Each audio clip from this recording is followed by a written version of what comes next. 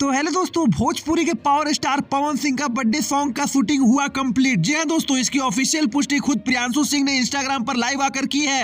इस लाइव के दौरान पावर स्टार पवन सिंह के बहुत ही करीबी माने जाने वाले प्रियांशु सिंह ने यह रिवील कर दिया है कि इस गाने में पावर स्टार पवन सिंह के साथ नजर आने वाली है कल्पना पटवारी जी।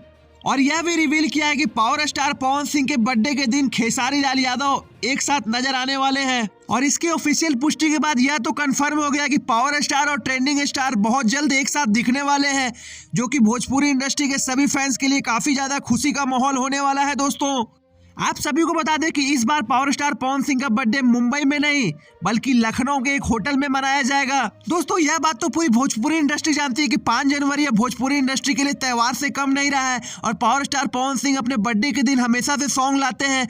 तो इस बार वाले सॉन्ग में हरियाणा की एक मॉडल ने काम किया और गाना आपको बता दें दोस्तों कि एक रीमेक बताया जा रहा है किसी 90s के सॉन्ग का।